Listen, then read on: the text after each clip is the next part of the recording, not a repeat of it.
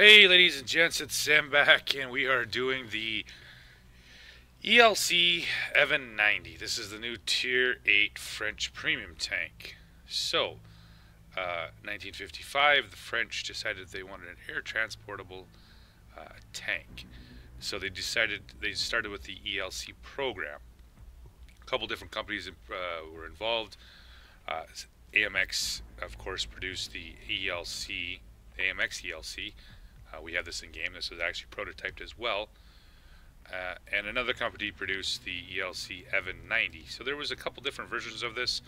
There's the ELC 30, ELC Evan 30, and the ELC Evan 120. These, of course, were prototyped, so they are actually real tanks. This is the 90, and this is the Evan 30. This one actually has two 30mm cannons, and the Evan 120 actually had four 120mm recoilless cannons mounted on this turret. Yeah, interesting. At least historically, these tanks are for real. These weren't paper tanks. They're all prototypes. None of them were chosen. The AMX ELC wasn't chosen, and this Evan 90, the 30, or the 120. I think they believe there was 10 prototypes that were developed for this light tank ELC program. None, as far as I know, were produced beyond the prototype stage. So, what do we get in game? We get a auto-loading 3-round autoloader with 90mm.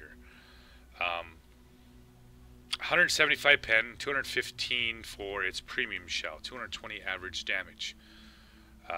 Right now, I started out a fresh crew. I started out at 100% crew, so we're sitting at about 50% on the BIA. Okay, problem with this setup here for this gun, it's not very staggering. The gun is not terrible accurate, even with 100% crew, BIA, vents and all that stuff, running food and a directive on it. You're still only going to get the dispersion down to 0.33, aim times around 2.5, and the reload down to 26.71 seconds. So with that said, this isn't going to be your typical autoloading light tank like the rest of the French. You're not going to do a whole bunch of damage with that clip. 660's average damage with it. So there's even a good possibility if you run into a tier 10 SPG with a full clip, you might not be able to kill it. And certainly not other light tanks, unless of course they are really in a bad hurting situation. You're going to get overrun. You're going to get run over hard. This thing just does not pack the firepower to do that. So, yeah, it is the scout tank to end all scout tanks. I mean, you're probably not even, for the most part, probably even going to use the gun very much. And I'm not going to sugarcoat it for you guys. 98% of the people that play this World of Tanks are not going to like this tank. This is going to be for that small group of people that really like to play light tanks. Super small, super low to the ground. In the active part of it, this thing can play some unusual places because of its size. There isn't a whole lot of bushes that you cannot find that you can't fit into and hide with it. Fully upgraded, you're running binocs. You might lose that camo net.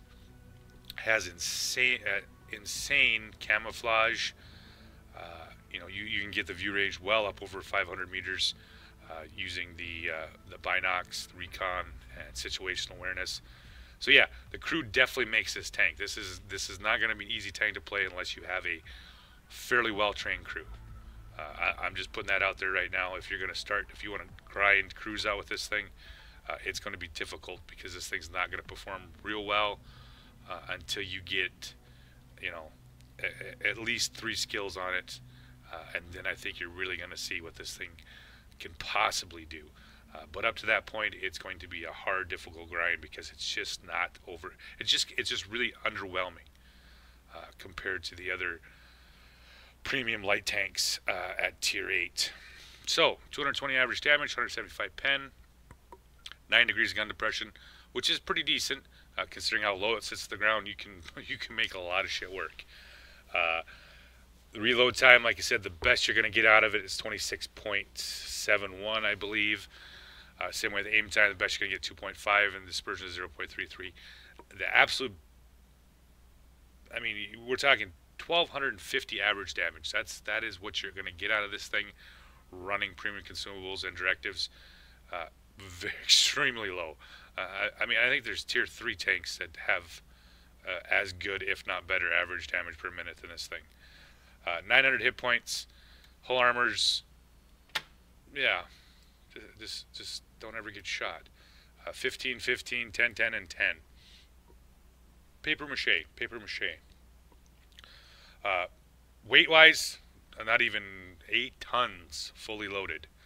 160 for the engine horsepower. 23 horsepower per ton. 70 top speed, 48 traverse speed. In a straight line, this thing does get up to speed pretty quickly, and it holds it well going up a hill. I wish it had a little bit better mobility, at least with the traverse speed wise. Seems a little sluggish, but like I said, you'll get used to it. For the most part, unless you're doing a bunch of active scouting, you're not going to really notice it anyway. Concealment, like I said, once you get this up into, with a camouflage net and you're running camo on your crew and all that stuff, you're going to get this well up over 50. So yeah, excellent camo on this thing. 485 view range, of course, because I'm running binocs and vents. You're going to have to mix and match, find out what the best setup for you is with this tank. It's not going to be an easy peasy on this tank. So what do I give this? Unless you are a scout fanatic and you enjoy this type of play style or play, you're the only one that's going to enjoy this tank. If you're going to play this tank any other way, most people, no, I don't think you're going to enjoy the tank. So I'm going to give this maybe half a thumb. My rating is either 2 thumbs or no thumbs, maybe a half a thumb. There's just going to be a few people out there that are going to really like this tank. Vast majority of people in World Tanks are not going to like this tank. I'm not sure what they were doing when they come up with this idea. If they could have got that reload down to around like 15 to 18 seconds, and made this a little bit, did a little bit something more with his gun, I would definitely say that would help. But at the current state that it's sitting in, no. That 90 millimeter with that reload, that dispersion, that kind of stuff in that pen, this thing just does not do it.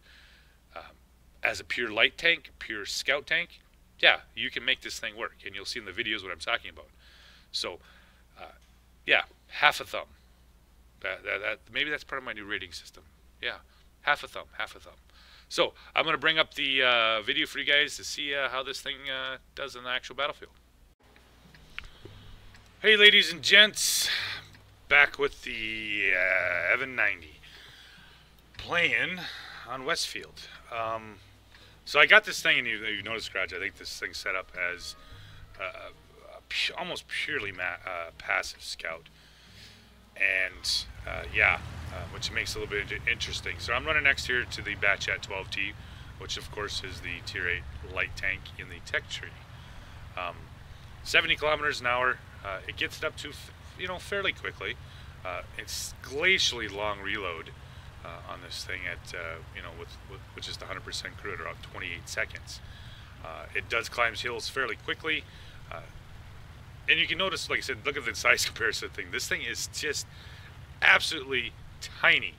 And you never ever want to run into anything like another tank, friendly, whatever. This is going to get wrecked.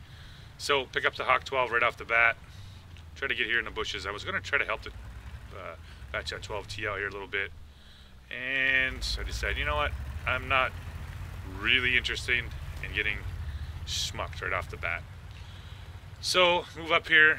I'll let the Batchat 12T deal with it. I'm just going to get myself a nice little bush here, pull up on the top, and pick up the 59 and the KR. and the T-54 Mod 1. So I got a 59. I got Iron Jaeger with me today. He's playing his Udez. So I do have some, at least a little bit of chance here for pick up some damage here while these guys screw around. So the Batchat 12T is over here messing with the Hawk, and I am simply just sitting here in the bush spotting my targets here. Insanely good camo on this thing, and I can't complain about it at all. And looking at the actual, what you can actually end up getting in there with the view range and stuff, this tank is like I said, literally going to be nothing but a pure scout tank. I mean, yeah, damage is fine and stuff, but you're not going to get a bunch of damage out of this. This thing is just not built for it. With the gun, the clip, and all that stuff, it's pretty questionable. So I got the Hawk over here. Type 59 is moving up, and yeah, I'm picking up damage slowly but surely. He gets tracked out in the open. 2100 spotting. T25 Pilot 1, he's messing around here. KR's messing around here. And the Batchat, he gets his clip off to the Hawk, and now he's pretty much by himself. So I gotta take care of this. I can't lose this Batchat 12T. So come over the hill. He has no idea that I'm here. Finish him off. Save the Batchat 12T, and I'm gonna get back to my little bush here shortly. I vanish, pull back up in here, get up in my bush, and with this such small size of this tank, you can, like I said, literally fit in. I know there's too many bushes that you can't completely use on this tank. So I got the Type 59. He's on the far outside edge. Iron Jaeger finished him off in the Udez. So we got a 46 Pat in front of us and a T-54, and neither one of them with, like I said, a whopping 660 average damage in a clip. I couldn't, even if I wanted to go over there like your typical auto-loading light tank, I couldn't do anything about it. I could not be able to clip them out. 717, most likely I would fail and then die with that 28-second reload. So with that said, I don't know if this is Wargaming's attempt to just really make you play a light tank like it's supposed to be played, and not just a real low HP medium like most people play light tanks. This you're not going to be able to do that. This will not allow you to play that way. So 54 Mod 1 takes it. Now these guys are down about just enough where I could probably, if I had to, I could YOLO both of them. But we're going to move up in here and see what we can do with the KR here. There's the KR. He's up on top here. See if I can get a shot on him. Come on. The gun is, like I said, a little bit trolly, but it's not terrible bad. I mean, I can't complain. It's a French gun. It is what it is. So finish him off. Time to reload a clip and on a move. Trees are this thing's enemy. Do not run into a tree because a lowly twig will stall you out. You just don't have enough weight to actually do anything. Find the RHM up on the hill, and of course we have an artillery back here. I just load as they come around the corner, finish him off, and now I'm going to move back up here on top of the hill. They had cleaned off the top of the hill up here with the 252, the IS-3, and the IS-6. And of course our HM is still sitting here. So this game is fairly well, we're going to have a couple heavies and one TD to deal with here. So back to the top of the hill. I don't lose a whole lot of speed. One thing nice about this tank, you do keep up a fair amount of speed with it, even going up a hill. Pick up the IS-6. I'm going to pop up the top here and see what I can do. Find the IS-6 driving. Aim, yep, get him in the ass. Roll high with a 244, leaving the RU-252 here, and Glass Phoenix. He's coming through. I have no fucking chance to pen that tank. I don't even know if I can do it from the rear with a 175 pen. That's how bad the pen is on this gun. So, wait for my reload here. I'm just going to try to keep the RHM spotted. as much as possible. See if I can find the RU-25, obviously 252 driving. And looking. Yeah, they're picking him up over there. So now I'm up here on top of the hill, seeing if I can knock out the RHM. Artillery gets him. That leaves the Object 252. They cap it out, and it is a quick game, relatively speaking, I guess. So yeah, 3,300 spotting, 671 damage, and at least gives you an idea of what some of it's like, the power ratio and that stuff up a hill like that, what it can do. So the next one is a little bit more interesting, a little bit more fun. Get a little more active. This one I spent most of the game playing a passive scouting, so we're going to try it with being a little bit more mobile. Alright guys, back with the second game in the Evan 90, the ELC Evan 90, the Tier 8 Premium light tank for the French. Once again playing with Iron Jaeger, he's playing the Udez. And we have a Tier 10 match, and this is actually a pretty good scout match. And I'm sorry to say this, but this thing is pretty situational. I don't see it. The games I did have with it, where we didn't have open field maps, it struggles. Mostly has to do with that lack of firepower. 175 on the regular rounds and 215 on the premium round. So yeah, I'm going to play this a little bit more active here. I'm going to try to get over here and get some early lights from my teammates, and I'm not even going to be close to being loaded. And we're going to see what we can find here. So pick up the Scorpion G, AMX 50, LTTB, whole bunch of stuff. LTTB's running right in front of me. Ooh, thank you. FV 405 takes a big one to the nose. E50M, he's getting a little cheeky. He's trying to push over on me. Super Conk's going up the hill, and I'm just going to try to keep this little bit of bush here lit. With this small size of this tank, you can pull this off relatively easy. It has such a low silhouette, you're able to just abuse essentially these little folds in the ground like that. So get my quick spot off. LTTB's down here in the bottom, and I'm on the run. I'm not going to stick around there to get shot by whatever's going to be up on the hill. So around the hill I come, looking to see what I can find. LTTB's down in the bottom. Yeah, so I'm not going to go up and play peeky pokey with the heavies on the hill. I'm going to try to get out here in the field a little bit and see what I can do. We'll see if we can get behind the LTTB here, and maybe we can get some shots in on his rear. I really like to get that little hill spotted right there, and I'm going to pull around here and try to get into the bushes and see what I can see with my binocs. Come back around, make sure the LTTB's not been lit lately. Hopefully he's not going to poke around this corner quick. Pull around, and I'm not seeing a whole lot. See if I can get into another bush here, see what I can find.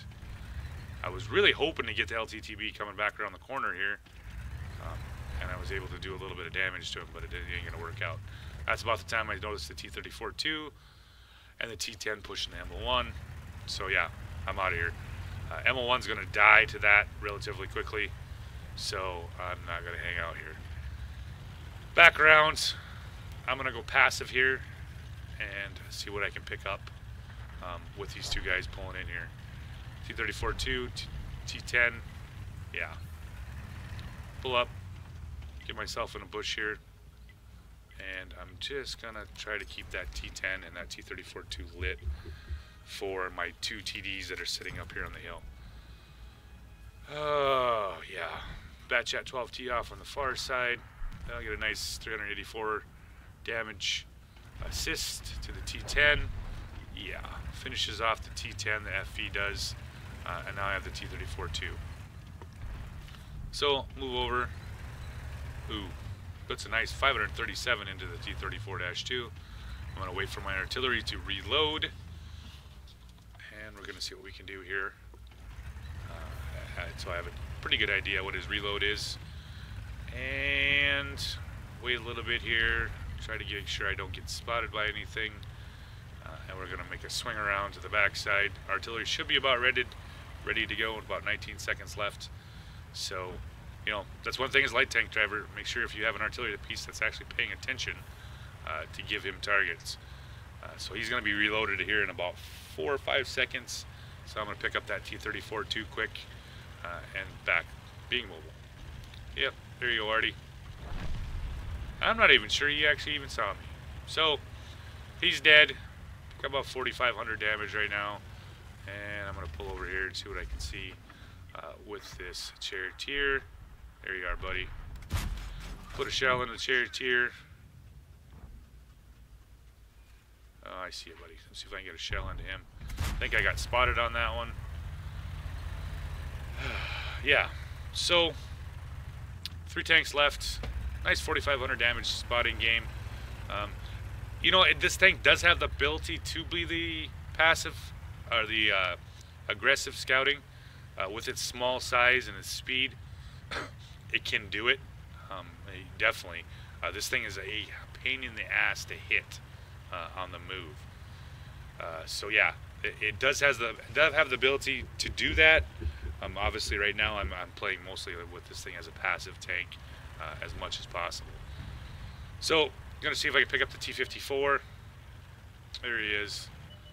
Klaus von Hertzpence. Finally, 212A. Aim in. Long aim in time. Yeah.